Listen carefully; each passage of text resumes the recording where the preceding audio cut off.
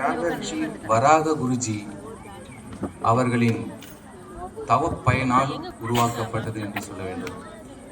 யாகரிஷி வராக குருஜி அவர்களுடைய ஆன்மீக வாழ்க்கையில் அவர் அன்னை வாராகியின் அருளாலும் அன்னையின் ஆசியாலும் அவருடைய ஞானத்தினால் ஆன்மீக பணியை செய்வது போன்றே மனித நேயத்தையும் அவர்களுடைய அன்றாட வாழ்வில் அவர்களுக்கு ஏற்படக்கூடிய இன்னல்களை களைவதற்காகவும் உருவாக்கப்பட்ட அமைப்பு துர்வா அறக்கட்டளை. துர்வா அறக்கட்டளையின் சார்பில் அதன் அங்கங்களாக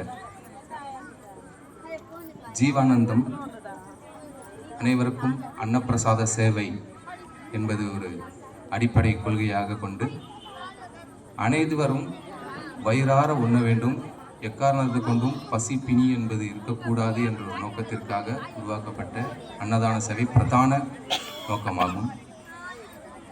அனைத்து மக்களும் பயன்பெறும் வகையில் நோய் அப்படின்ற ஒரு விஷயத்தை களைய வேண்டும், மருத்துவம் என்பது எளிதாக அனைவரையும் சென்றடைய வேண்டும் என்ற ஒரு நோக்கத்திற்காக துர்வா வைத்திய சேவா மூலமாக துர்வா வனரூபணம் அப்படின்னு சொல்லக்கூடிய பசுமை பாரதம் மரம் செடி, அதாவது 1,00,000 மரக்கன்றுகளுக்கு மேல் இதுவரை நிறைய இடங்களில் விநியோகம் பண்ணி செயல்படுத்திட்டு வராங்க. அதனுடைய தொடர் நிகழ்வுகள் இன்னும் நடந்துகிட்டே வருது. ஊரக பகுதி மட்டும் இல்லாமல் நகர்ப்புற பகுதிகளிலும் எல்லா வீடுதோறும் அந்த மரம் கொண்டு போய் சேர்க்கணும், மரம் செடியை கொண்டு போய் சேர்க்கணும், மரம் வளர்த்தல் என்ற ஒரு பழக்கத்தை உண்டாக்கணுன்றதுக்காக உருவாக்கப்பட்டது பசுமை பாரதம்.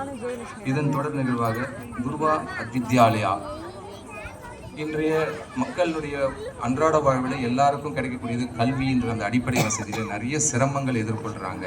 அந்த கல்வியை முடிந்தவரை எல்லா வகுப்பினருக்கும் கிடைக்க செய்யணும். அதுலேயும் குறிப்பாக சிறப்பு குழந்தைகள்னு சொல்லக்கூடிய அந்த ஸ்பெஷல் சில்ட்ரன்ஸ்க்காகவே உருவாக்கக்கூடியது தான் இந்த வித்யாலயா அப்படின்னு சொல்லக்கூடிய மாற்றுத்திறனாளுடைய குழந்தைகள், சிறப்பு குழந்தைகள்னு சொல்லக்கூடிய குழந்தைகளுக்காக ஒரு அமைப்பு உருவாக்கி அதை செயல்படுத்திட்டு வரணுன்றது குருஜியினுடைய நீண்ட நாள் ஆசை, அவருடைய எண்ணம், நோக்கம்னு சொல்லலாம். அது அவருடைய வாழ்வுடைய ஒரு விதமான லட்சியம்னு சொல்லலாம். இந்த விஷயத்தை அடுத்தது இது மாதிரியான அனைத்து